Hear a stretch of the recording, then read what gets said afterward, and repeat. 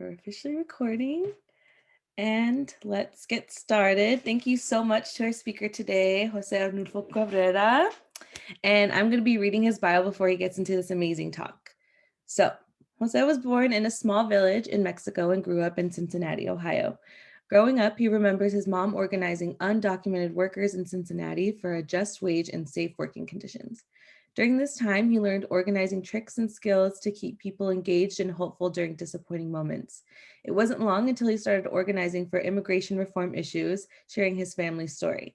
After high school, he studied at Xavier University while at the same time working at the Intercommunity Justice and Peace Center in Cincinnati, where he started a group called Youth Educating Society. Yes.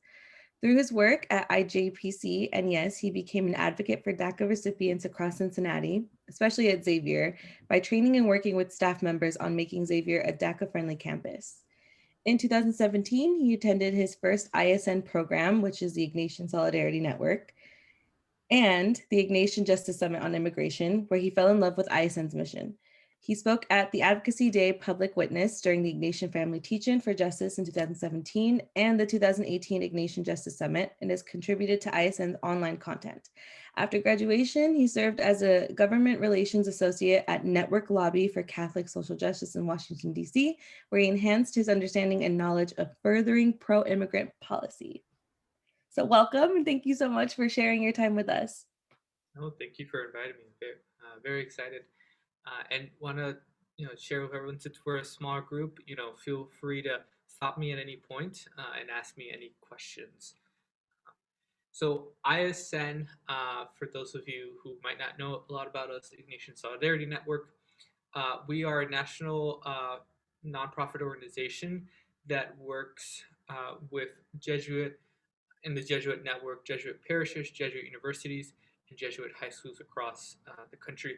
We work on trying to equip folks with tools and resources, education, uplift the stories of directly impacted folks from policy, and as well as connect the great work that the Jesuit networks are doing across the country with each other. So when we think about Jesuit values, we have to go back and look at what Saint Ignatius of Loyola, the founder of the Society of Jesus, kind of had an idea, and how Pedro Rupe later, a few hundred years, or I think a few hundred years afterwards, came and kind of brought back this idea of a faith that is rooted in a vision of a global community, that we're all in this together. The idea of looking at those who are marginalized and seeing them at the core of our issues, at those who are lead us and help us to understand what justice looks like and how justice looks like for them.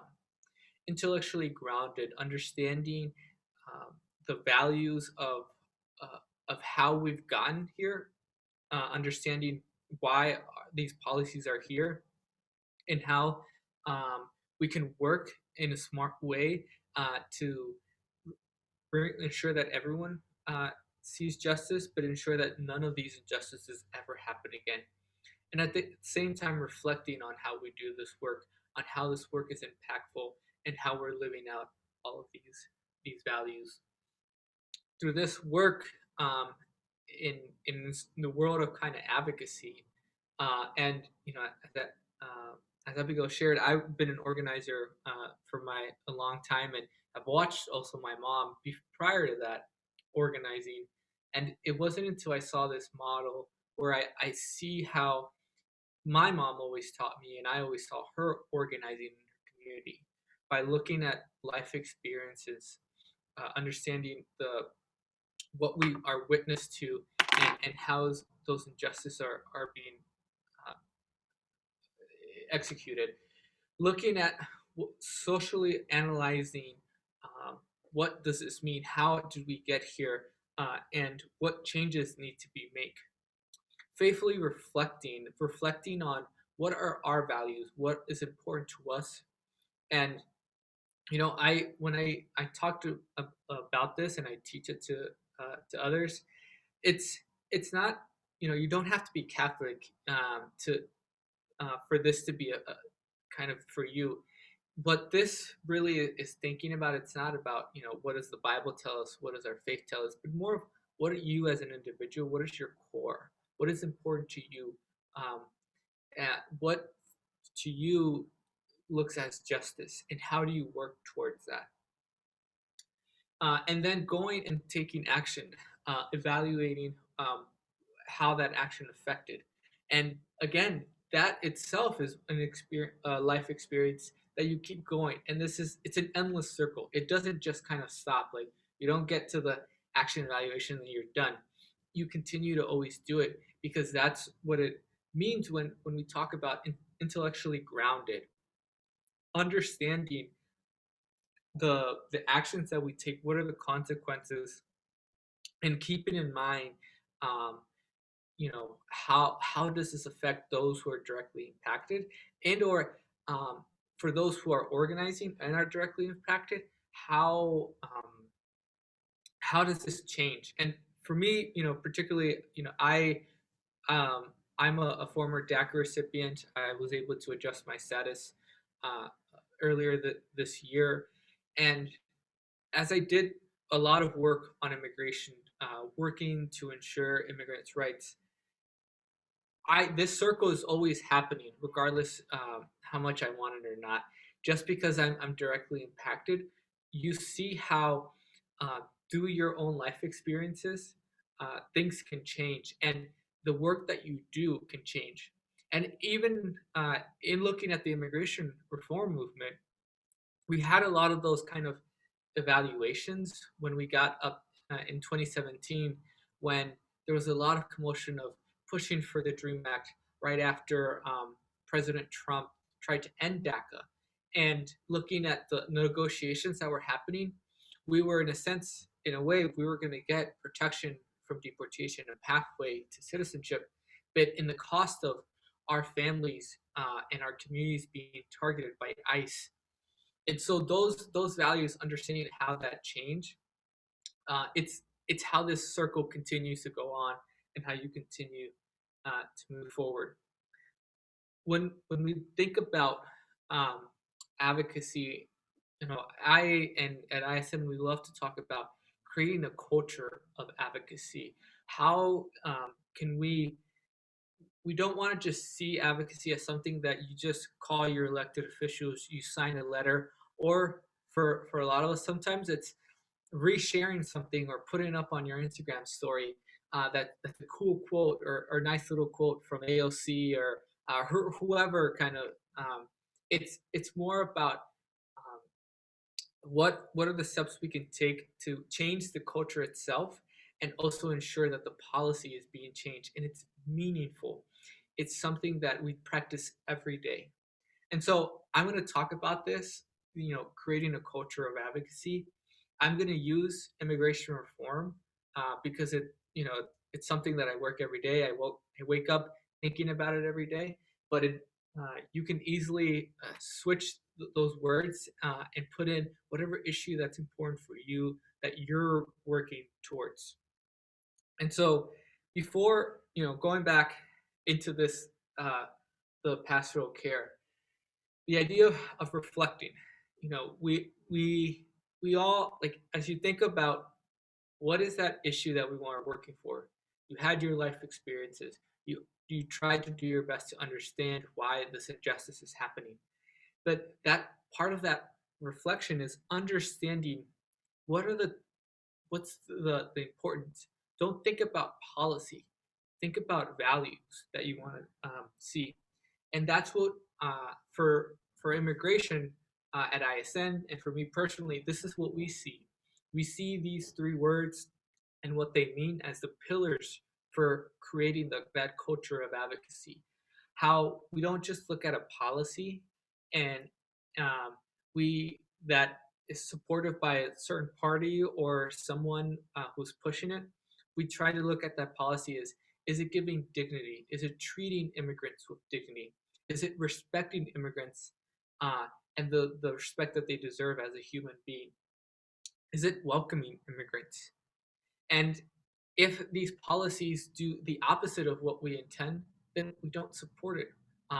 And that's what we have to, uh, what that culture, it's in that foundation. It's seeing the values as what we what is important to us, not rather how, who's introducing the policy, or is it, the cool thing.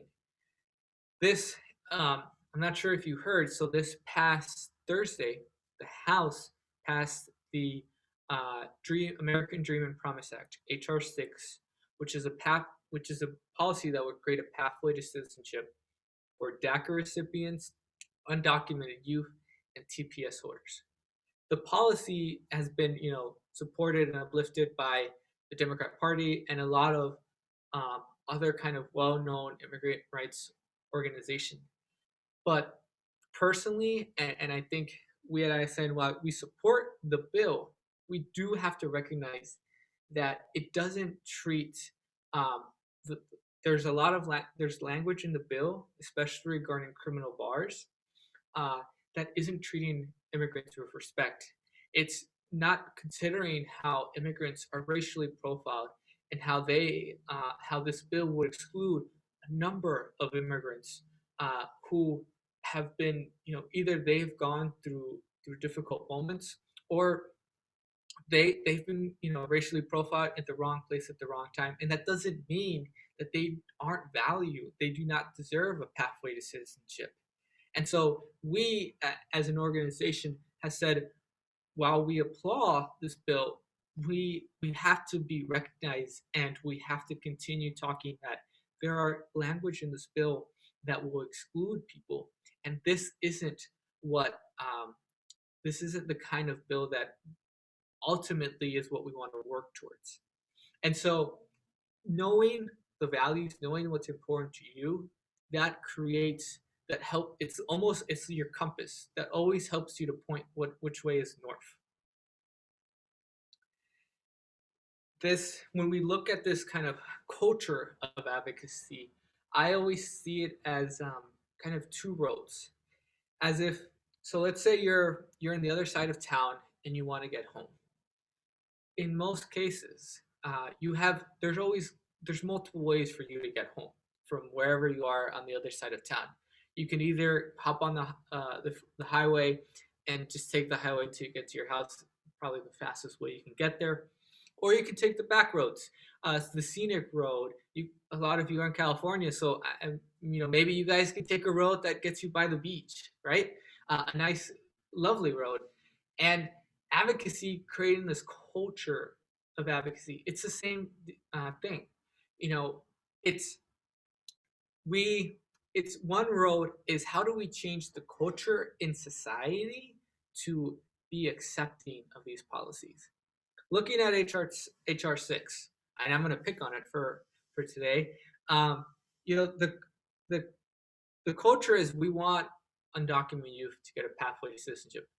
But if they are criminals, or they have been seen, or they have a record, then they're not valued as that. They do not deserve it than someone else who maybe didn't have to, didn't live in a rough neighborhood, didn't ever face racial profiling in their community in their lifetime. So that that culture, in a way, at times in society, we still allow that to almost make it okay for language and in these great bills to be put on and voted for.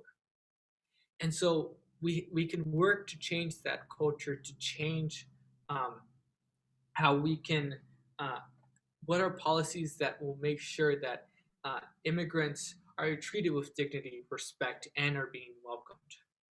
And the other pathway, the other way, is pushing for policy, meeting with your elected officials, going and advocating um, for a policy or against a policy, or changing the language for a policy, calling, excuse me, your elected officials, doing letter campaigns, all of these kind of different ways. And you know, there's while there's no like one road better than the other, and there's no you have to take this road first to get to this road. It's a very much a chicken before the egg kind of scenario.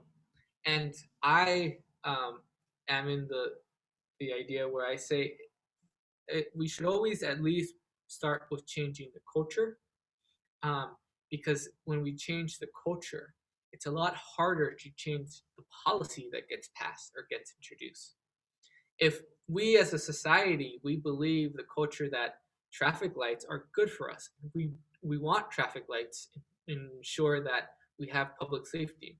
But if that culture of the idea of that we need traffic lights, that it's important for public safety, was not there, anyone uh, down the road can come in and introduce policy or legislation to remove all of those traffic lights. Um, so you have to have, for me, I feel you have to have that culture to have a good foundation and a solid idea of keeping that policy in place. When when we get to this kind of thinking about how we move there, how do we create a culture where we can where they too can have these same values of treating immigrants with dignity, of respecting all immigrants, of welcoming them. Uh, we this framework is one of my favorite ones because it gives you the breadth of all the different actions that you can take. And honestly, um, I like to always say that organizing or doing advocacy work, there's no like this is the way you do it, right? It's a very fluid thing, and how you get from point A to point B. There's it's not a math equation. It's not like one way. There's many different ways to get there, and so there are many things on this framework that you might not even use or ever used, and that's okay. The thing is finding what the actions that you're going to take and understanding where do you put them in this framework to help you move. And so you'll see on the x-axis you have your audience, where we look at the public influencers, people who have large masses of people who will follow them, where if they tell them do this, they're going to do it. I'm a big soccer fan, so if Cristiano Ronaldo posts a picture about a Gatorade, half of the people who love Cristiano Ronaldo and do whatever he says, they're going to go out and they're going to buy the Gatorade. That, in a sense, marketing, right? Or decision makers, those who have the power, elected officials, um, folks who can make a big difference in the community because they're the ones that have that authority. And then that outcome, what is the outcome that you want this certain group to do? Do you want the public to have awareness? You can do public education. uh, do you want influencers to do something? So media advocacy, getting for I don't remember how long ago, but there was a point when we were trying in the immigration reform, we were trying to get a bunch of people, or actually, I'll give you a better one. So um, when I was organizing on my college campus, we were trying to get people to attend our events and come to events where we were going to do a lot of education on what it means, what it's like to be undocumented in this country, and why we have so many undocumented folks. There was there's this kind of like old Jesuit at Xavier University who everyone loves. We call him Father B. He's one of the most senior Jesuits in campus, and this guy he's almost like royalty at Xavier. And so we went up to him and say, "Hey, would you be willing to like take a picture with wearing one of our we had these like dream bigger shirts and holding one of our flyers and telling folks to come do like Instagram?" He was like, "Yeah, sure." And so we used that to get an influencer, to get other people to go and do stuff like that. So it's these are just all these different things that you can do to get policy, to get people's culture, and especially if it's you're trying to just get people to come to your events, so you can get them to understand the culture. It's this. this framework works so great, and it helps you to figure out what action you're going to use to get the outcome that you want. And I use this, like I said, I used it when I was doing back in 2017. Uh, DACA was rescinded by the Trump administration, and the Dream Act was having a lot of momentum, especially in Congress. And the problem was we needed senators, and so we targeted Senator Rob Portman in Ohio. And so before I knew that I had to get people to go out and write to Portman, to sign our letters, to make calls, we needed folks to understand why um, immigration, uh, why so there's so many undocumented folks here, why we needed policy to address our broken immigration, why did we need to create a pathway system for DAC recipients. So, the first week we had different events, we had vigils, we had kind of different actions. We had these banners with the butterflies all across the lawn. We had a mock checkpoint where we tried to have a scenario where we um, put folks to feel the reality of what it meant to be undocumented, where it was a it was a checkpoint. The folks wearing the vest were, in a sense, ICE agents, and for you to show whether you had citizenship, it was to show us your all card, your school ID, and if you didn't have it, you couldn't get into the cafeteria, and since you got deported, and so we had all these different activities um, to get people to understand and to want to participate, and we got a bunch of you know petitions and letters. We met a bunch of times with staffers, Portman's office, uh, and it was a very successful campaign. But only because we looked at what were those actions that we needed to get that public to understand, to see that they could make the change, that to see why immigration was important, so they can then go and take action. And I now continue my work doing this, where we have um, uh, of the 27 Jesuit universities, um, we have about half of them where they all are every day doing different forms of events and advocacy, trying to change the culture on their campus. So then eventually, the you can they their classmates can go and create advocacy. I when I was organizing uh, at Xavier, I had a good friend of mine who went to another university. It wasn't it was a public university, and she was doing very similar work, trying to push people at her on her campus to go and advocate with Senator Portman.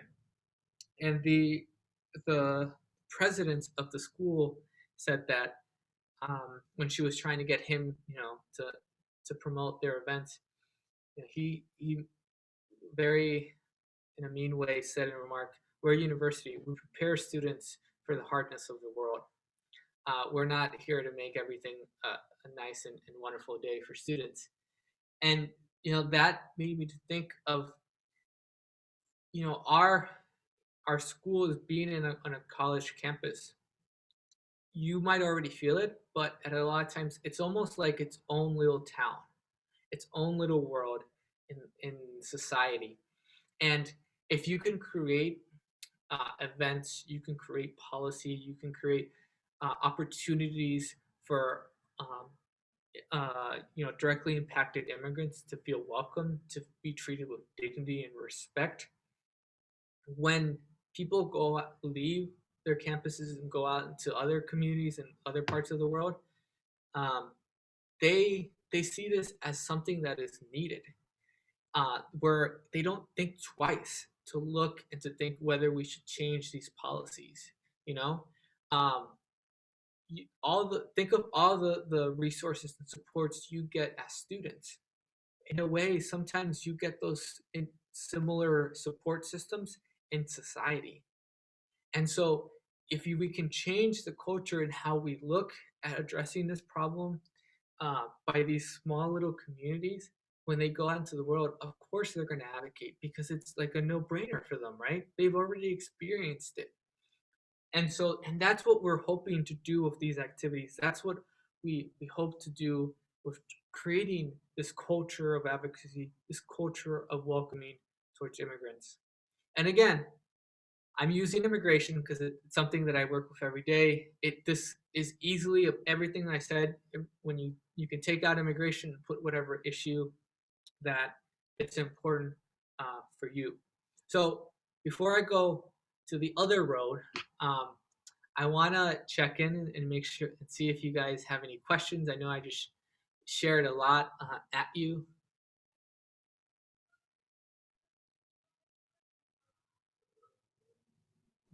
I really liked you know, the fact that you were talking about these events that you're holding and really how impactful they can be and how important they are. This concept of changing the culture, I think, is so important because it's true, right? The more people that care about it, the more quote unquote backup you're going to have, reinforcement you'll have to actually get change done. So I really appreciate your emphasis on that. Thank you. I like the wording of force, like a backup you'll get. I might use that next time. All right. If there's not any other questions, then I'll move on to the second kind of road, which is the idea of advocacy. And so I want to share or advocacy within your elected officials. So I want to share. This is a graph from picture cut off here. Um, from the Congressional Management Foundation. It was a survey that they did to elected offices in Capitol Hill. It's back from 2015, but I looked at the newest one. It's honestly it hasn't really changed one bit, and and so you have these different kind of forms of how you, in a sense, talk with Congress members. You have emails, yeah, visits from lobbyists, le- letters to the editors that reference when they say boss, they mean a Congress member, phone calls, and all these different things. And then, um, you know, you get all the how what's the positive impact or the influence that that really those offices, those Congress members they get. And so up in the top, it's the biggest one and has the most in terms of positive, a lot of positive influence, and it's in person issue visits from constituencies. So this means you going out and meeting uh, regarding a specific issue with someone in their staff or even the Congress member themselves. Um, this doesn't mean that that's the only way you should do it. This doesn't mean that you should only focus on meeting with your elected officials. There's a lot of other kind of effective tools that do, a little bit of amount, but it's definitely not as big as those in person visits from constituencies. And also remember, the in, in it becomes a bigger thing the more people do it. So while phone calls is pretty down there, pretty low, if you get enough phone calls, it does make an impact. Uh, Fun fact: a few years ago, I did a sit-in in Rob Portman's office, and we wanted to meet with him in person, and we quickly organized, or the folks who weren't doing the actual sitting, they were organized in the back, getting folks in the state of Ohio to make calls. And within a few hours, if you went on social media and if you're following all these kind of different organizations across the state of Ohio, you saw that they were asking folks, to make calls saying that there were immigrant youth wanting to meet with Rob Portman to, push him to to become a co-sponsor. There was so many calls where we were hearing the phone ring every other minute. There was at one point one of the secretaries answered the phone and said, "Yes, yes, we know that the Dreamers are here. Yes, they're sitting. We've given them drinks and we're feeding them, and we're telling Portman we're trying to get him to meet with them. So yes, we're working on it. Um, those the phone calls weren't a whole lot, but when you get a lot of them, they can do some impact.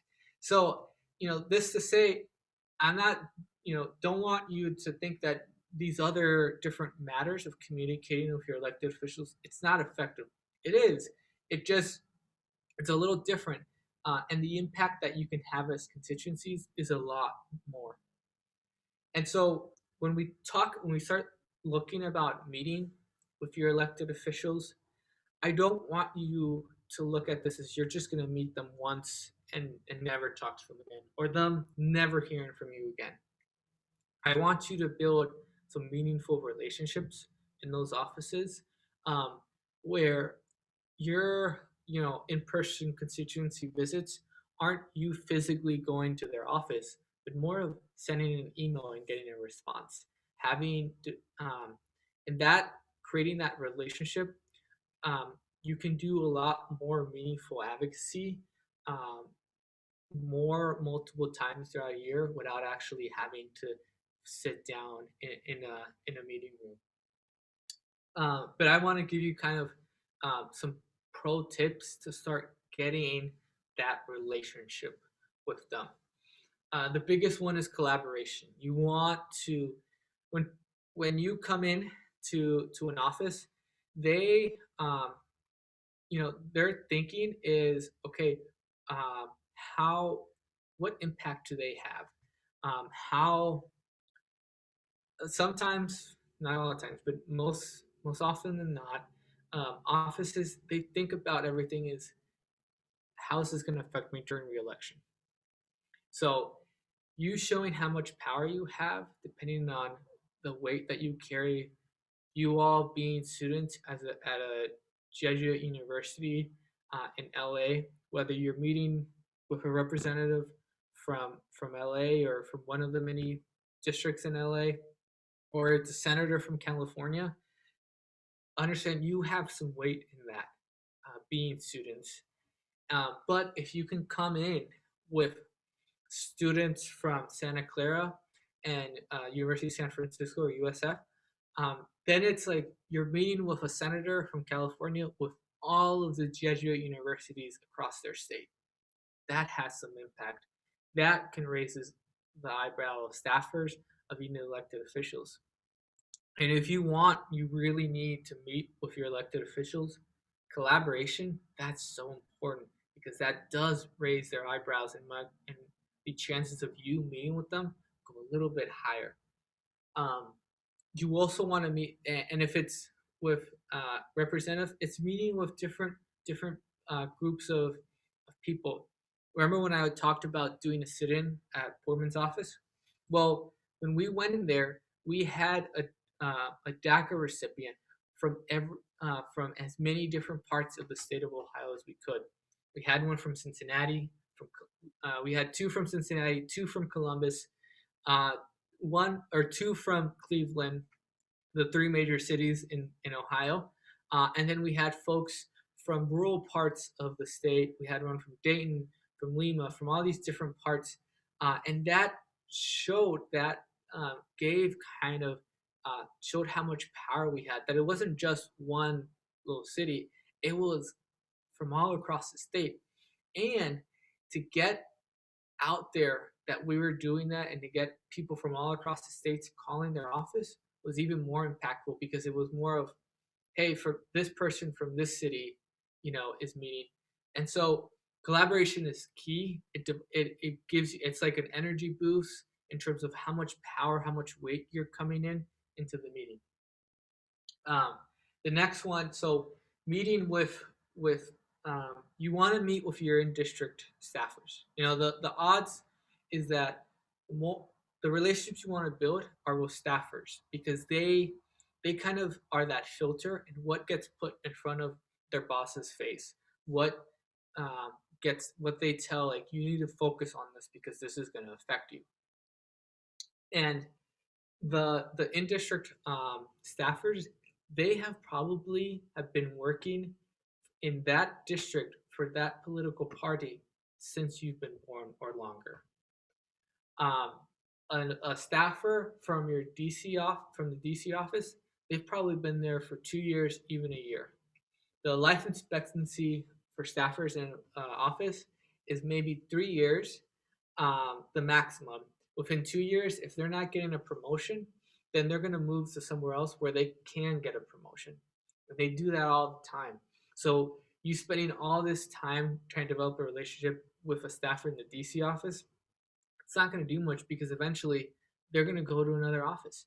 But if you build it with the in district, um, they've been there or they will be for the long haul, and they have they're the ones that are they they're able to tell their bosses, here's what's going on in your district, uh, and they carry a lot of weight with them. They probably have more trust with the Congress member than the DC staff. Focus on your stories. A lot of times, folks go in and they feel like they have to be pros, they have to be experts uh, in in what they're doing or in the policy. You don't, uh, not at all, because there are so many folks in the DC office, or there's so many lobbyists in DC who go and meet with them, and they go deep into the weeds, like very very deep into the weeds with the policy and trying to get that passed or the legislation. So they don't, they have that already, and they don't need that. But what they need and why it's even more effective when you all meet with them as a constituency is because you are the ones that's going to vote for them. And so they want to hear those stories. They want to hear what's happening and why it's important for you. A lot of times, and I get this a lot for when I'm on immigration, it's, I get folks who say, well, Jose Arnulfo, I'm not an immigrant. I'm not a DAC recipient. I didn't cross the border, or I didn't overstay my visa. I don't have anyone who's undocumented in my family. They're not going to want to hear my story. I said, no, they definitely want to hear your story because you are someone who's not directly affected by it, but you are taking precious time out of your day, or you do do this work on your free time because this is an issue that is important to you, and this is an issue that you are going to be thinking and mulling over when you go into that voting booth. And so that is very important for them because then uh, they're gonna, they might know, well, we won't be able to get the immigrant vote or the Latino vote because we like to think of immigration as only a Latino issue, which is not true. Um, but if you also get, other folks from other pockets, then that has a lot of weight to it, believe it or not. And so sharing about why this issue is important for you, sharing that experience, that real person experience that we talked about, um, that's what they want, and those stories are what they're going to use when they talk about why they're supporting this bill, why they're doing all the work that they need to do for this bill.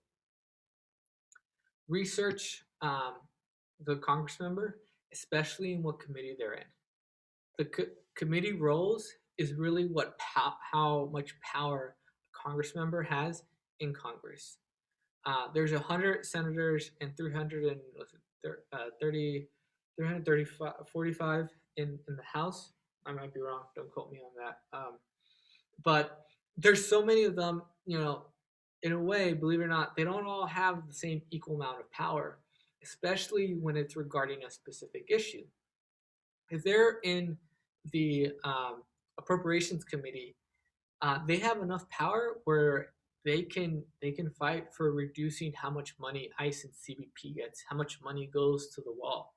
If they're in the Judiciary Committee, they have the power of how to mark up big major immigration reform bills or legislation. So understand the power that they have, but also it's not just the power, but how the policy or the issue that you're working on, how that affects their committee roles if they're not in one that specifically is working on immigration. If they're in an agricultural committee or energy committee, talk about, think about how whatever you're advocating for, how that's affecting them in their committee role. And so that could also persuade them to think, I, um, for a while, Senator Rob Portman was in the budgeting committee. And I always went in and talked about, hey, did you know that that so every time a policy gets introduced, they go through a series of reports on how much is this bill going to cost the economy, or if there's going to be a deficit. I always bring those values to him before he switched over. He's now in Homeland Security, which is even more important role. But I always talked about how the immigration policy it was going to affect him and are addressing some of the issues that he's working on in the budgeting committee. Um, and so think about that, and it's like all of these kind of pieces, and you're trying to put them together. But again, don't get too stuck on the weeds. They want to hear your stories. That's what they want. When you start to build these relationships with staffers, you want to approach it as if you're going to want to make a friend. When you all try to make friends when you were freshmen and just arrived to LMU, you didn't kind of approach it as if you were, getting them to pass the legislation. You approach them as, tell me about yourself. What do you like to do? What's interesting for you? And go about that in a similar manner.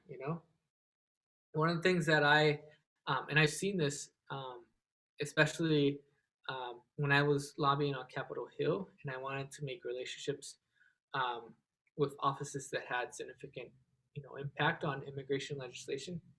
I talked to them. I always like to say, "How are you doing today? How was your morning? Or how was lunch for you?" They some of them would just like step back and like shake their head like it was good. Yeah, I went to the cafeteria and I ate this, or yeah, it was good. It sucks commuting from such and such. It's like, oh, you live out there? Yeah, I live out, and our office is over here. So yeah, I get that. Yeah. Um, but see, like questions like that, it it brings down the tension in the room.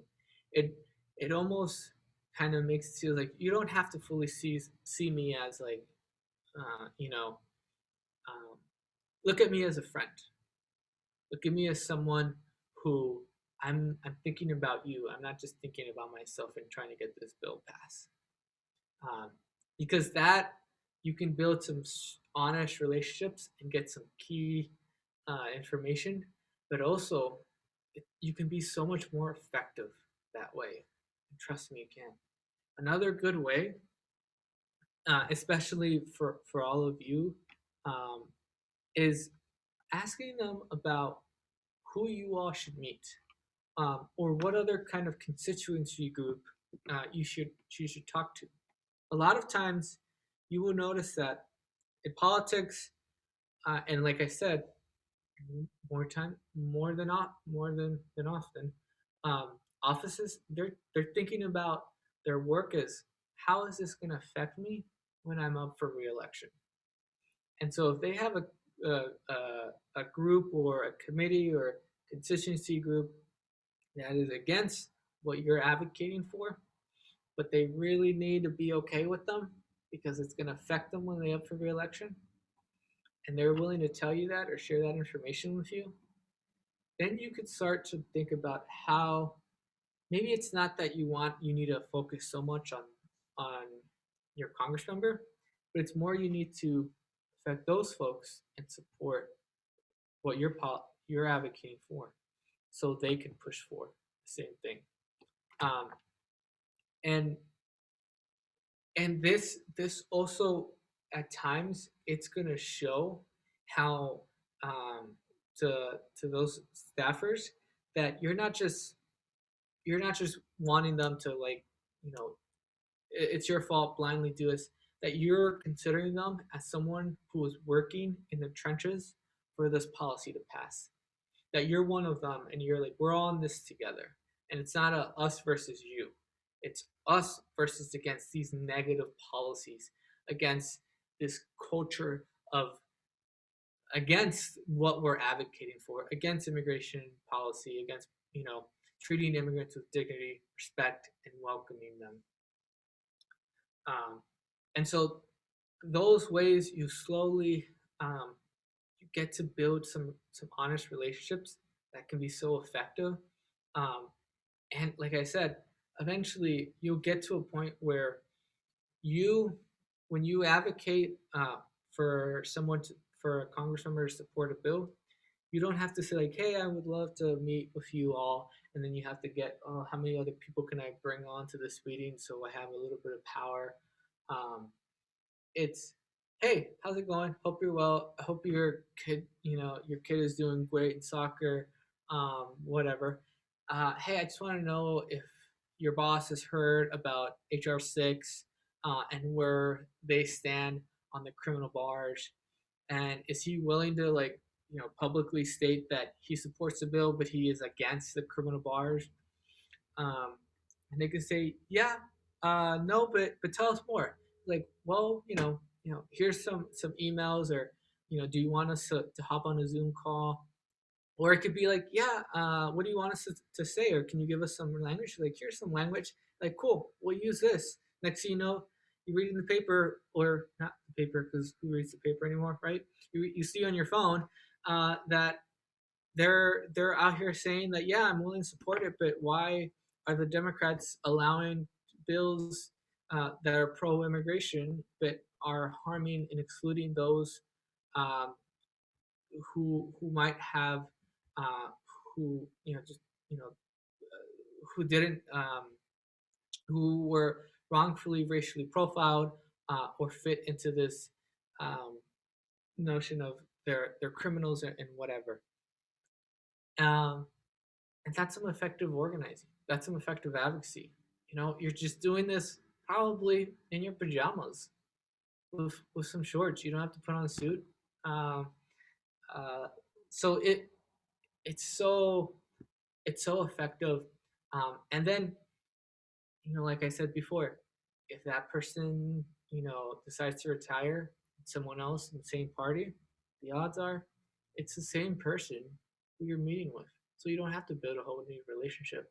You can already build the trust. Maybe even the staffer might be saying, hey, when my boss is in town next week, can I try to schedule in a meeting to meet with him and for him to get to know the work that you guys are doing? And I'm like, yeah. So they'll be coming to you eventually.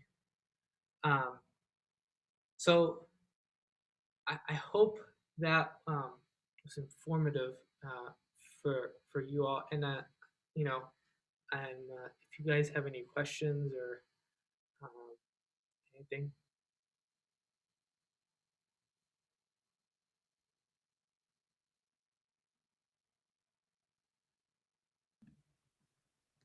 Yes, thank you so much for sharing your knowledge and your experience. I think you gave us a lot to think about and a lot to, move forward with.